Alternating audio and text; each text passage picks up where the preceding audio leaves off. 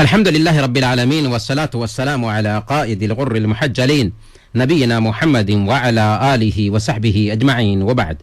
محترم سامعین، دینیوں ملی بھائیوں اور بہنوں، السلام علیکم ورحمۃ اللہ وبرکاتہ۔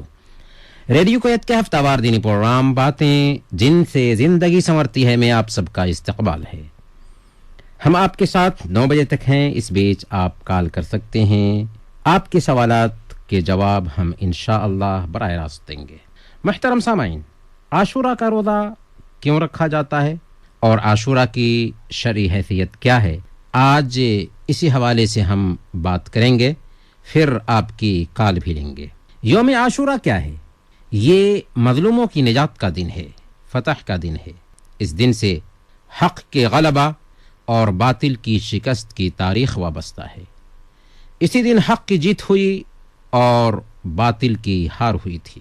یہ دن ظالم کے برے انجام کی یاد دلاتا ہے۔ جی ہاں، ظالم فرعون جو بنو اسرائیل کو ظلم کی چکی میں پیستا تھا، آج ہی کے دن اپنے انجام کو پہنچا اور بنو اسرائیل سمیت موسیٰ علیہ السلام کو نجات ملی۔ کیا ہے حضرت موسیٰ علیہ السلام اور بنو اسرائیل کی نجات اور فرعون اور اس کے لشکر کی تباہی کا قصہ؟ آئیے اس قصہ پر ایک نظر ڈالتے ہیں۔ حضرت موسیٰ علیہ السلام بنو اسرائیل میں سے تھے، اور بنو اسرائیل یعقوب علیہ السلام کی اولاد یعنی یوسف علیہ السلام اور ان کے بھائیوں کو کہتے ہیں۔ یہ لوگ حضرت یوسف علیہ السلام کے زمانے میں اپنے ماں باپ کے ساتھ مصر آ کر وہیں بس گئے تھے، لیکن یوسف علیہ السلام کی وفات کے بعد بنو اسرائیل اور قبطی جو مصر کے اصل باشندہ تھے، دونوں میں خانہ جنگی شروع ہو گئی۔ بلاخر قبطیوں کو غلبہ ملا اور مصر پر فرعونیوں کی حکومت آ گئی۔ اب فرعونیوں نے بنو اسرائیلیوں کو غلام بنا لیا، ان سے سخت کام لیتے اور ہر طرح سے ذلیل کرتے تھے۔ ایک مرتبہ کا واقعہ ہے، فرعون نے خواب دیکھا کہ بیت المقدس کی جانب سے ایک آگ آئی اور اس نے مصر کے سب گھروں کو جلا کر راکھ کر دیا، جبکہ بنو اسرائیل کو چھوا تک نہیں۔ یہ خواب دیکھتے ہی فرعون گھبرا گیا، اپنے کاہنوں اور نجومیوں کے سامنے خواب کا ذکر کیا تو انہوں نے تعبیر بتائی کہ بنو اسرائیل میں ایک بچہ پیدا ہوگا، اس کے ہاتھوں تیری اور تیری قوم کی ہلاکت ہونے والی ہے۔ یہ سنتے ہی فرعون نے آرڈر جاری کیا کہ بنو اسرائیل میں جو بچہ پیدا ہو اسے قتل کر دیا جائے، البتہ بچیوں کو چھوڑ دیا جائے کہ وہ خدمت کریں گی۔ چنانچہ فرعون کے کارندے پابندی سے اس کے آرڈر کے مطابق بنو اسرائیل کے بچوں کو قتل کرنے لگے۔ جب موسیٰ علیہ السلام کی پیدائش ہوئی تو ماں پریشان ہو گئیں کہ موسیٰ قتل کر دیے جائیں گے۔ چنانچہ اللہ نے موسیٰ علیہ السلام کی ماں کے دل میں یہ بات ڈالی کہ ایک تابوت بناؤ اور موسیٰ کو اس میں رکھ کر تابوت کو سمندر کے حوالے کر دو۔ ماں نے ایسا ہی کیا، تابوت بہنے لگا۔ ماں نے موسیٰ علیہ السلام کی بہن کو اس تابوت کے پیچھے لگا دیا تھا جو لوگوں کی نظروں سے چھپ کر دور سے دیکھتی جا رہی تھی کہ صندوق کہاں جاتا ہے۔ صندوق بہتے بہتے وہاں پہنچا جہاں فرعون اور اس کے گھر والے غسل کرتے تھے۔ نوکروں نے اسے نکالا اور لا کر فرعون کے سامنے رکھ دیا۔ وہاں فرعون کی بیوی آسیہ بھی موجود تھی۔ فرعون نے دیکھتے ہی کہا کہ یہ اسرائیلی بچہ ہے، لے جاؤ اسے قتل کر دو۔ اللہ نے آسیہ کے دل میں اس بچے کی محبت ڈال دی۔ آسیہ نے کہا اسے قتل نہ کرو، ہم اسے اپنا بیٹا بنا لیں گے۔ اس طرح حضرت موسیٰ علیہ السلام شاہی خاندان کا فرد بن جاتے ہیں۔ پھر اللہ کی شان دیکھیے کہ اللہ تعالی موسیٰ علیہ السلام کو اپنی ماں تک پہنچا دیتا ہے اور شاہی خرچہ پر خود اپنی ماں کا دودھ پیتے اور فرعون کے گھر میں پرورش پاتے ہیں۔ محترم سامعین، موسیٰ علیہ السلام فرعون کے گھر میں پرورش پانے کے باوجود جانتے تھے کہ وہ فرعون کے بیٹے نہیں بلکہ بنو اسرائیل میں سے ہیں۔ وہ دیکھتے تھے کہ کیسے فرعون اور قبطی بنو اسرائیل کو ستاتے ہیں۔ دھیرے دھیرے موسیٰ علیہ السلام جوان اور توانا ہو جاتے ہیں۔ اللہ آپ کو علم و حکمت سے نوازتا ہے۔ ایک دن کی بات ہے، ایک قبطی کو دیکھا کہ وہ کسی بنو اسرائیلی کو پیٹ رہا ہے۔ حضرت موسیٰ علیہ السلام نے قبطی کو الگ ہٹانے کے لیے ایک مکہ مارا، وہ زمین پر گرا اور مر گیا۔ ہر طرف شور اور ہنگامہ ہونے لگا، یہاں تک کہ شہر میں آپ کے قتل کے चर्चे भी होने लगे। चुनांचे मूसा अलैहिस्सलाम डरे और सहमे हुए शहर से निकल गए। चलते चलते मदियन पहुंचे। एक बड़े कुएं के पास बैठे ताकि आराम कर सकें। वहीं पर दो लड़कियों को देखा जो अपनी बकरियों को सैराब करने के लिए बारी का इंतजार कर रही थीं। मूसा अलैहिस्सलाम ने उनकी बकरियां ली और उन्हें पानी पिला दिया और एक दरख्त के साया में बैठ गए। लड़कियां अपने घर गईं, अपने बाप से सारा किस्सा सुनाया। बाप ने मूसा अलैहिस्सलाम को बुलाया, आपकी बात सुनी और अपने पास काम पर रख लिया, बल्कि अपनी एक बेटी से शादी कर दी। हजरत मूसा अलैहिस्सलाम ने 10 साल की मुद्दत पूरी की अपने ससुर के पास, फिर अपनी बीवी को साथ लेकर मिस्र की तरफ रवाना हुए। रास्ता चलते चलते रास्ता भूल गए। रात अंधेरी थी और मौसम ठंडा था। एक जगह पहुंचे तो बीवी से कहा कि यहीं पर ठहरो, मैंने आग देखी है, वहां जाकर रास्ता पूछ लेते हैं या आग ही लेकर आते हैं ताकि तुम ताप सको। मूसा अलैहिस्सलाम जब वहां पहुंचे तो आपको अल्लाह से बात करने का शर्फ हासिल हुआ। आपको रिसालत के लिए चुन लिया गया और कहा गया, ए मूसा जाइए फिरऔन के पास, वो सरकश हो गया है। चुनांचे हजरत मूसा अलैहिस्सलाम और हजरत हारून अलैहिस्सलाम फिरऔन के दरबार में आते हैं और कहते हैं कि मैं तुम्हारे बीच नबी बनाकर भेजा गया हूँ। एक अल्लाह की इबादत करो, उसके साथ किसी को शरीक न ठहराओ और बनु इसराइल को अपने कब्जे से आज़ाद कर दो। फिरऔन और मूसा अलैहिस्सलाम में तौहीद के बारे में बहस होती है। मूसा अलैहिस्सलाम मौजज़ा जाहिर करते हैं, लेकिन फिरऔन कभी आपको पागल और दीवाना साबित करता है और कभी कहता है कि ये तो माहिर जादूगर है। बिलाखिर दरबारियों से मशवरा करता है और मूसा अलैहिस्सलाम का मिस्र के बड़े बड़े जादूगरों से मुकाबला कराता है। ईद का दिन था, चाश्त का वक्त था, सारे जादूगर जमा थे। मुकाबला शुरू हुआ। जादूगरों ने लोगों की नजरबंदी कर दी और अपनी अपनी लाठियां डाली तो वो सब की सब सांप बन गए, यानी लाठियां सांप बन गईं। जब मूसा अलैहिस्सलाम ने अपनी लाठी जमीन पर डाली तो इतनी बड़ी सांप बनी कि जादूगरों के सारे सांपों को निगल गई। और ये मूसा अलैहिस्सलाम के हुक्म से नहीं हुआ था, बल्कि अल्लाह के हुक्म से हुआ था। जादूगर ही जादूगर की हकीकत को जानता है। सारे जादूगर समझ गए कि ये जादू नहीं है जिसे मूसा अलैहिस्सलाम ने जाहिर किया था। अब क्या था? उसी वक्त बेगैर किसी झिझक के सारे जादूगर सजदे में गिर गए और ईमान ले आए।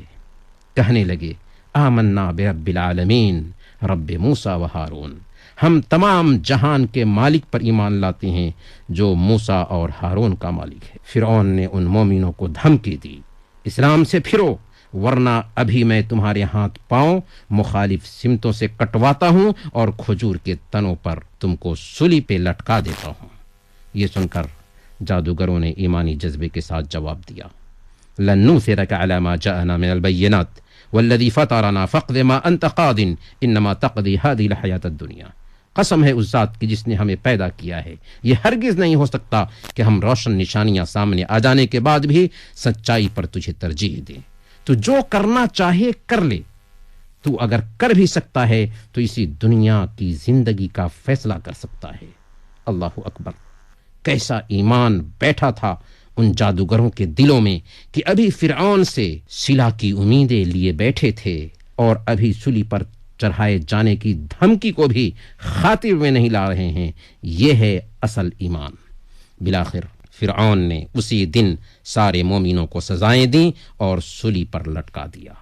मुहतरम सामईन, जब फिरऔन लाख समझाने के बावजूद भी समझने के लिए तैयार न हुआ तो अल्लाह ने फिरऔन और उसकी कौम को मुख्तलिफ तरह के अज़ाब से दो चार किया। सबसे पहले उन्हें कहत साली में मुब्तला कर दिया। जब न सुधरे तो तूफान भेज दी जिसने हर चीज को डुबो दिया। अब भी न सुधरे तो अल्लाह ने उन पर टिड्डियों का अज़ाब भेजा जिन्होंने उनकी खेतों और खलियानों को खाकर भुस बना दिया। अब भी न सुधरे तो अल्लाह ने उन पर जुओं का अज़ाब भेजा, रातों में काट काट कर उनकी नींद हराम कर दी। जब अब भी न सुधरे तो अल्लाह ने उन पर मेढक का अज़ाब भेजा जो उनके खाने पीने के बर्तनों में फुदकने लगे। اب بھی ان کا سدھار نہ ہوا تو اللہ نے ان پر خون کا عذاب بھیجا، جب پانی پینے جاتے تو پانی خون بن جاتا تھا، اور یہ عذاب صرف فرعونیوں اور قبطیوں پر آتا تھا۔ اسرائیلی اس سے محفوظ تھے، بنو اسرائیل کے لوگ اس سے محفوظ تھے۔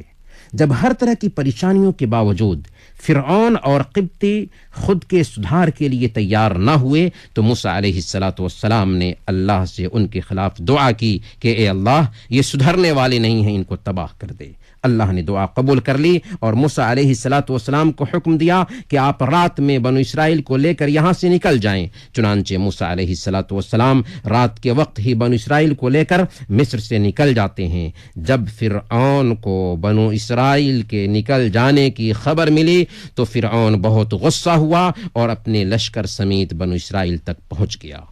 جب بنو اسرائیل نے دیکھا کہ سامنے سمندر ہے اور پیچھے سے فرعون اپنے لشکر کے ساتھ پہنچنے ہی والا ہے تو پریشان ہو کر موسیٰ علیہ السلام سے کہنے لگے انا لمدرکون، یقیناً اب تو ہم پکڑ لیے جائیں گے۔ لیکن موسیٰ علیہ السلام کا ایمان دیکھیے، نہایت یقین کے ساتھ اطمینان دلاتے ہیں، کلا ان معی ربی سیہدین، ہرگز نہیں، ایسا ہو نہیں سکتا کہ فرعون ہمیں پکڑ لے، میرا رب میرے ساتھ ہے، وہ مجھے ضرور راستہ دکھائے گا۔ راستہ کیسے دکھائے گا؟ سارے راستے بند تھے لیکن اللہ پر یقین ہے۔ چنانچہ اللہ نے موسیٰ علیہ السلام کو وحی کی کہ سمندر پر لاٹھی ماریں۔ جب موسیٰ علیہ السلام نے سمندر پر اپنی لاٹھی ماری تو سمندر پھٹ گیا، دونوں طرف سے پانی ٹھہر گیا، ہر حصہ ایک بڑے پہاڑ کے جیسے ہو گیا اور بیچ میں راستہ بن گیا، یہاں تک کہ سمندر کے کیچڑ بھی سوکھ گئے۔ بنو اسرائیل خوش ہو کر جلدی جلدی ان راستوں میں داخل ہو گئے۔ جب سب پار ہو گئے، یہاں تک کہ بنو اسرائیل کا آخری آدمی بھی نکل گیا تو اب فرعون سمندر کے پاس پہنچا اور فرعونی لشکر نے اسی راستے سے داخل ہو کر بنو اسرائیل کو پکڑنا چاہا۔ فرعون اور اس کی فوج سب سمندر میں داخل ہو گئے۔ جب بیچ سمندر میں پہنچے تو سمندر بہہ پڑا اور ٹھاٹھیں مارنے لگا۔ اب کیا تھا؟ فرعون اپنے لشکر سمیت اسی میں ڈوب گیا۔ اللہ تعالیٰ نے فرمایا فَالْيَوْمَ نُنَجِّيكَ بِبَدَنِكَ لِتَكُونَ لِمَنْ خَلْفَكَ آیَةً، اب تو ہم صرف تیری لاش کو ہی بچائیں گے تاکہ تو بعد کی نسلوں کے لیے عبرت کا سامان بنے۔ اللہ کی شان دیکھیں کہ آج تک قاہرہ کے میوزیم میں فرعون کی ممی موجود ہے، جس میں سوچنے سمجھنے والوں کے لیے بہت بڑا سبق ہے۔ فرعون کی تباہی کا یہ واقعہ محرم کی 10 تاریخ کو عاشورہ کے دن پیش آیا تھا، اس لیے ہم نے آپ کے سامنے موسیٰ علیہ السلام کا یہ قصہ رکھا ہے۔ موسیٰ علیہ السلام نے شکرانہ کے طور پر اس دن روزہ رکھا تھا۔ یہودی بھی عاشورہ کے دن روزہ رکھتے تھے۔ جب آپ صلی اللہ علیہ وسلم مکہ سے ہجرت کر کے مدینہ تشریف لائے تو آپ نے عاشورہ کے دن یہودیوں کو روزہ رکھتے ہوئے پایا۔ آپ صلی اللہ علیہ وسلم نے ان سے پوچھا کہ ما ھذا اليوم الذی تصومون، آپ لوگوں نے آج روزہ کیوں رکھا ہے؟ انہوں نے کہا ھذا یوم عظیم انجى اللہ فیہ موسیٰ وقومہ واغرق فرعون وقومہ فصامہ موسیٰ شکرا للہ تعالی فنحن نصومہ، آج کا دن بے پناہ عظمت والا دن ہے۔ اللہ تعالیٰ نے حضرت موسیٰ علیہ السلام اور بنو اسرائیل کو آج کے دن ہی فرعون کی غلامی اور اس کے مظالم سے نجات دی تھی، اس لیے موسیٰ علیہ السلام اس احسان کے طور پر عاشورہ میں روزہ رکھنے لگے تھے، اس لیے ہم بھی اس دن روزہ رکھتے ہیں۔ یہ سن کر اللہ کے نبی صلی اللہ علیہ وسلم نے فرمایا تھا فَنَحْنُ أَحَقُّ وَأَوْلَى بِمُوسَىٰ مِنْكُمْ، کہ تم لوگوں کی بنسبت ہم موسیٰ علیہ السلام کے زیادہ حقدار ہیں اور روزہ رکھنے کے بھی زیادہ حق رکھنے والے ہیں۔ چونکہ ہمارا اور ان کا دین ایک تھا، لہذا آپ صلی اللہ علیہ وسلم نے موسیٰ علیہ السلام کی اقتداء میں یہ روزہ رکھا اور صحابہ کرام کو بھی روزہ رکھنے کی تاکید کی۔ چنانچہ ہر دور میں اللہ والوں نے اس دن روزہ رکھنے کا اہتمام کیا، یہی حقیقت ہے عاشورہ کی اور بس۔ اور راجح قول کے مطابق رمضان کے روزے کی فرضیت سے پہلے عاشورہ کا روزہ فرض تھا۔ جب مدینہ ہجرت کرنے کے بعد دوسرے سال رمضان کے روزے فرض کیے گئے تو عاشورہ کے روزے کو اختیاری کر دیا گیا کہ جو چاہے رکھے اور جو چاہے نہ رکھے۔ نبی اکرم صلی اللہ علیہ وسلم اپنی حیات طیبہ میں عاشورہ کا صرف ایک ہی روزہ رکھتے تھے اور صحابہ کرام کا بھی یہی معمول تھا، لیکن جس سال آپ کی وفات ہونے والی تھی اس سال صحابہ کرام نے آپ سے پوچھا، جیسا کہ صحیح مسلم کی روایت ہے کہ یا رسول اللہ انہ یوم تعظمہ الیہود والنصارى، اے اللہ کے نبی صلی اللہ علیہ وسلم عاشورہ کا دن ایسا دن ہے جس کی تعظیم یہود و نصارہ بھی کرتے ہیں۔ اس پر اللہ کے نبی صلی اللہ علیہ وسلم نے فرمایا تھا فَإِذَا كَانَ الْعَامُ الْمُقْبِلِ إِنْ شَاءَ اللَّهُ صُمْنَ الْيَوْمَ التَّاسِعَ، اگلے سال زندہ رہا تو 10ویں محرم کے ساتھ 9ویں محرم کا بھی روزہ رکھوں گا۔